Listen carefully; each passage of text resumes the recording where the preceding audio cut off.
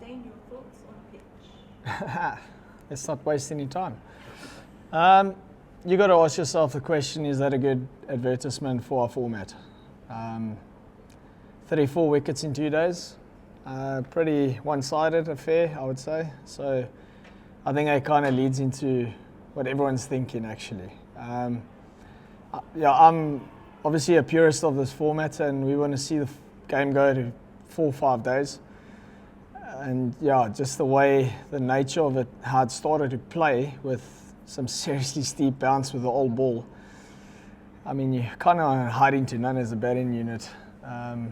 I mean, if you think about it, only 2 batsmen, maybe 3 batsmen, only like applied themselves half decently and scored runs.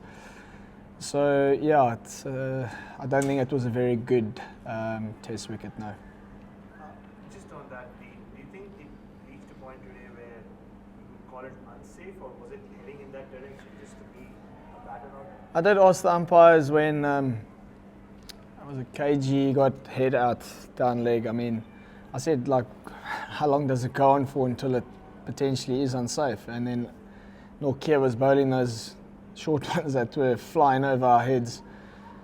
So I know the game was dead and buried. It was never to try and change or put a halt to the game, no doubt. But I don't know, that's obviously where the umpire's discretion comes into play, not us as players. But yeah, it's a tough one. It's a tough one to answer, really.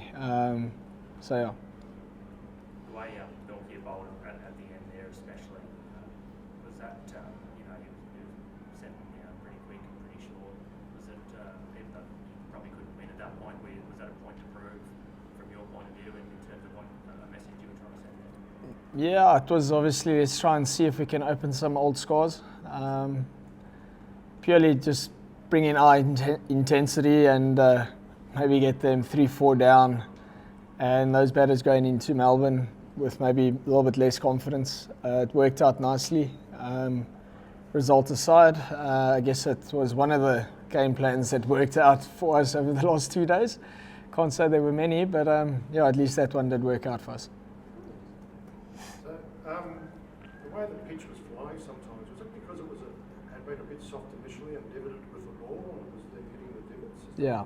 Really And then what happens is the edges of the divots actually start to get harder, and they become a little bit more abrasive because the wicket starts drying out. Back home, the wicket's also prone to like create those divots, and yeah, it becomes a handful. But generally, that only happens later on in the game, where those divots actually start playing quite a big role. But yeah, this one seemed to start yesterday already. But yeah, again, I'm not a curator of a field.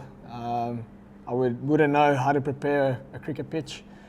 But yeah, it was interesting to see how quickly this one actually did start divoting and how quickly the ball sped up, especially the new ball. And also today, the older ball was flying through, which shouldn't be really happening.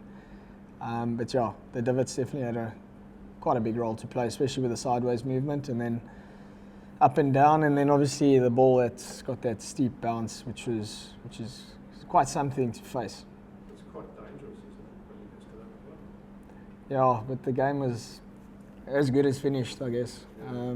But I'm definitely not going to say it was unsafe or it wasn't safe. I'm not going to refer to that, no.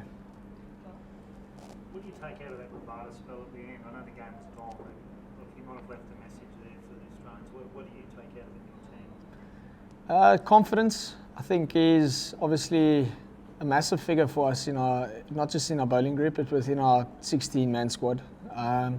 When he puts his hand up like that, I mean, it's difficult not to follow that. So I think what you'll find is that really got Nortje fired up as well, and he was starting to crank it up even more.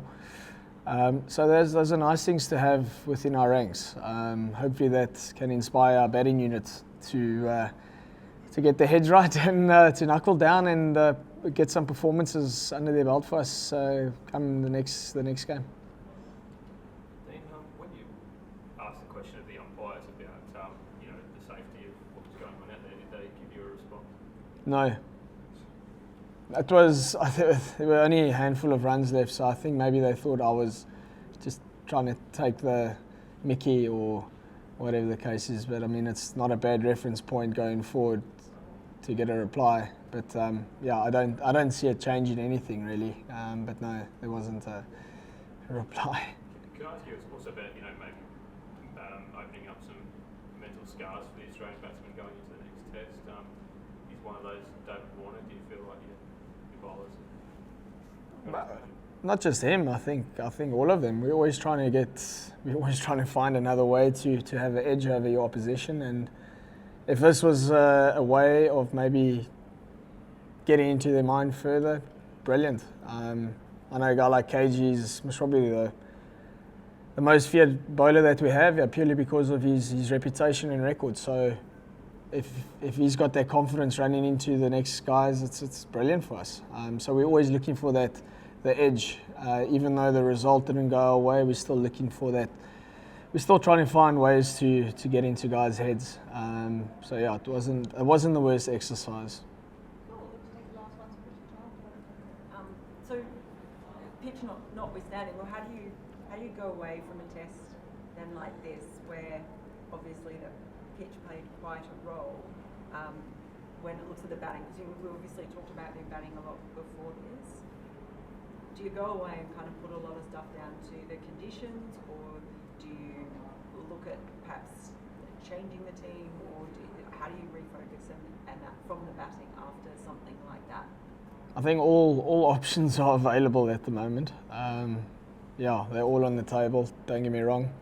But I think you still have to go away and give your batters the confidence and the positivity. Yeah, I think the guys in the change room have played enough cricket to know that this was maybe one of those incidences where let's be honest and let's be real about what's just happened.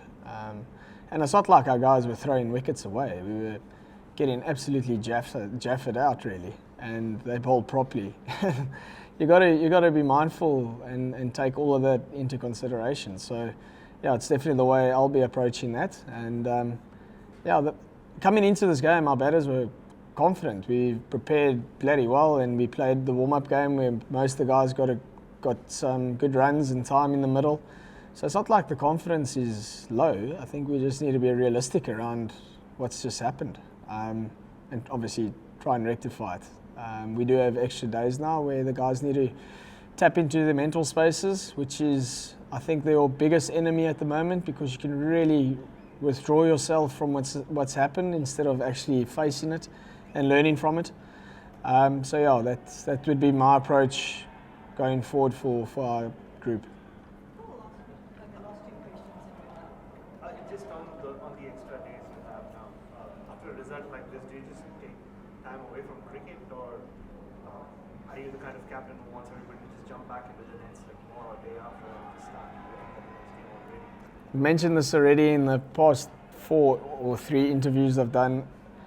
I can't see us hitting more balls and becoming better cricketers. I think we've played the game long enough in our own personal careers.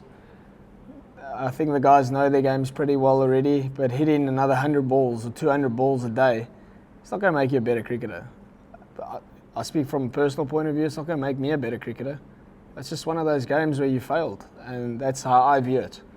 But I know that personally I'm still confident going into the next one. But we will definitely break it down and have chats, and for me, I'd rather see the guys not do anything until we get to Melbourne. But that's just me. There's other guys that potentially might feel they need to go do stuff, and I'm sure the coaching staff will give them the best opportunity to be ready for the next test.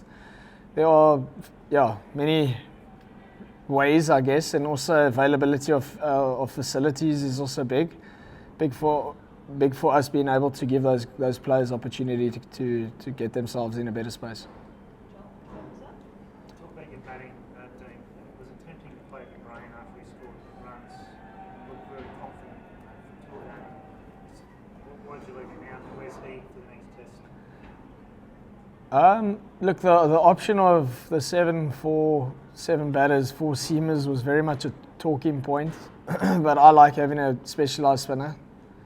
We don't even get to day 3 let alone day 4 and day 5 where the wickets most probably are going to start to spin. So Kesh's role was kind of nullified by the game being ended in 2 days. So I'm still very much a captain who wants a spinner because he gives us a lot of control and he allows our seamers to have that extra break where you can rotate them from the one end. Yeah, it's tough to rotate 4 seamers the whole time. If you go with a 7-4 split, again, all options are on the table going into the next one. I think you have to be open-minded because you have to make the right decision for what you feel is necessary at that point in time or for that specific game. De Bruyne is obviously the next batter in. He's massively in a great space, I know, because I'm his teammate back home as well.